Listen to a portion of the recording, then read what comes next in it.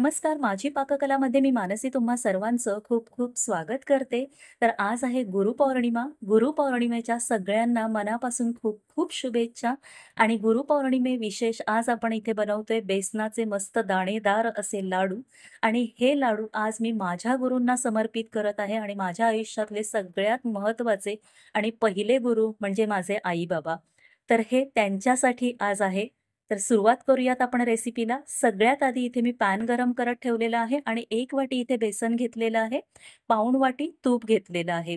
आता एक पोहे खाण्याचा चमचा इथे घेतलेला आहे. त्याने तुम्हाला सगळं प्रमाण मी दाखवणार आहे. तर इथे सगळ्यात आधी 2 चमचे तूप घेतलेलं आहे. तूप तापलं की यावर ड्रायफ्रुट्स घालायचे आहेत. तर इथे मी माझ्या घरी जे अवेलेबल होते ते ड्रायफ्रुट्स घेतले. तुम्ही देखील तुमच्याकडे जे अवेलेबल असतील ते ड्रायफ्रुट्स इथे घेऊ शकता. आणि अगदी मिनिटभरासाठी इथे आपल्याला हे ड्रायफ्रुट्स तुपावर परतवून घ्यायचे आहेत. आता यामध्ये मी 3 चमचे रवा घेतलेला आहे.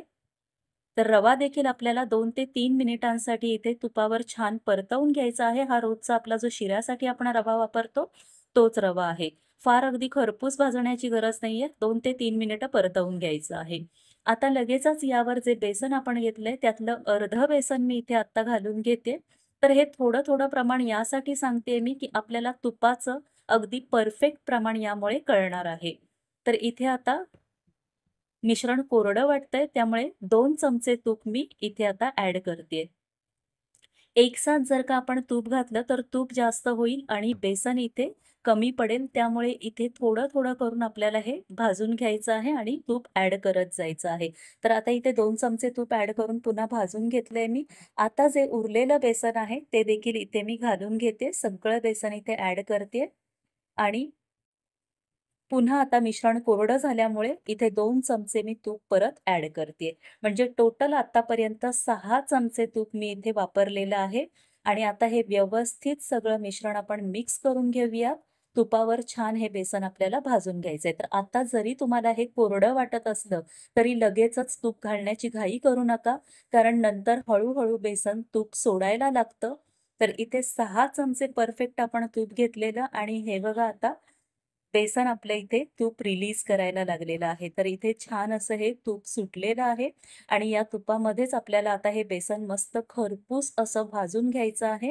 हलकासा रंग चेंज होतो. आधी जो पिवळा धम्मक कलर असतो तो नंतर थोडासा लालसर दिसायला लागतो. परफेक्ट असं मिश्रण इथे आपलं इथे भाजून झालेलं आहे बेसन आणि मस्त खमंग असा ना सुवास येतो म्हणजे समजायचं आपलं बेसन इथे भाजलं गेलंय. आता हे सगळं मिश्रण मी एका पसरट भांड्यामध्ये काढून घेते. तर हे मिश्रण काढून घेणं गरजेचं आहे. कारण तुम्ही पॅनमध्येच ठेवलं जरी गॅस बंद केला तरी कुकिंग प्रोसिजर चालू राहते पॅन गरम असल्यामुळे आणि मग त्याला करपट वास येऊ शकतो. त्यामुळे एखाद्या पसरट भांड्यामध्ये काढून घ्या, जेणेकरून ते गार देखील पटकन होईल. आणि आपल्या तुपातलं एवढं तूप इथे उरलेलं आहे. बरोबर 6 चमचे तूप आपण इथे वापरलेलं आहे 1 वाटी बेसनाला. अधनं-मधनं हे हलवत राहायचं म्हणजे पटकन गार होतं मिश्रण. तर इथे आता मिश्रण बऱ्यापैकी गार झालेलं आहे. आता 1 चमचा इथे वेलची पूड घेतलेली आहे आणि 1 वाटी पिठी साखर घेतली. तर मी इथे समप्रमाण घेतलेलं आहे. तुम्हाला जर का 2-3 चमचे अजून साखर वाढवायची असेल तर तुम्ही वाढवू शकता. कारण 3 चमचे आपण रवा देखील इथे घेतलेला आहे. पण मी इथे समप्रमाण घेतले कारण मला फार गोड लाडू नको हवे होते. आणि वेलची पूड सुद्धा मी इथे जायफळ आणि वेलची पूड मिक्स करून घातलेली आहे. तुमच्याकडे फक्त वेलची पूड असेल तर वरनं जायफळ थोडंसं किसून घाला, त्याने स्वाद अधिक छान येतो आपल्या लाडूला. आता सगळं मिश्रण इथे हातानेच मिक्स करून घ्यायचं आहे. साखरेच्या जर का काही गुठळ्या असतील तर त्या मोडून घ्यायच्या आणि परफेक्ट असा मिश्रण इथे तयार झाले. छान गोळा तयार होतोय, मूठ वळली जाते म्हणजे सगळे जिन्नस परफेक्ट इथे पडले गेलेत. आता एक ताट घेतलेलं आहे. त्यामध्ये आपल्याला लाडू वळवून ठेवायचे आहेत. तर मिश्रण घ्यायचं जितकं आपल्याला प्रमाण हवंय तेवढं आणि मूठ अशी दाबायची म्हणजे ते छान बाइंड होतं. वरनं आता मी बेदाणा लावलेला आहे. दोन्ही हातामध्ये त्याला गोलाकार असा शेप द्यायचा आहे आणि नंतर हातामध्ये ना घोळवायचा लाडू. जसे हलवाई घोळवतात ना, त्या पद्धतीने घोळवायचा लाडू. त्याने ना खूप छान अशी चमक येते आणि बेदाणे वगैरे ना मी आतमध्ये घालत नाही. असा वरती तो दिसतो, तो खूप छान दिसतो बेदाणा म्हणून मी वरनं असा बेदाणा लावते नेहमी. तर हे बघा खूप छान असा लाडू इथे वळला जातोय आपला. मूठ आधी घट्ट दाबायची आणि नंतर 2 हातांनी त्याला गोलाकार शेप देऊन घ्यायचा आणि नंतर त्याला हातामध्ये घोळवायचं. म्हणजे खूप छान अशी शाईन येते त्याला. खूपच भारी दिसतो लाडू आपला दिसायला आणि तो बेदाणा वर असतो तो खूप छान दिसतो दिसायला.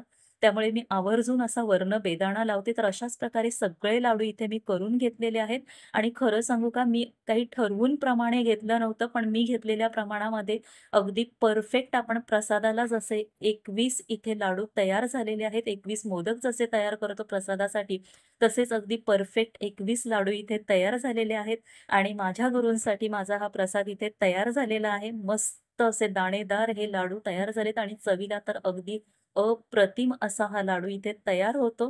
तर किती गोल गरगरीत आणि मस्त दिसतोय बघा. छान दाणेदार लाडू इथे हा तयार झालेला आहे.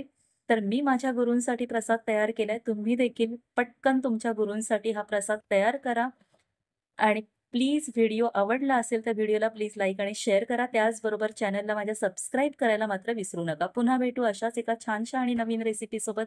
तोपर्यंत टाटा, बाय बाय.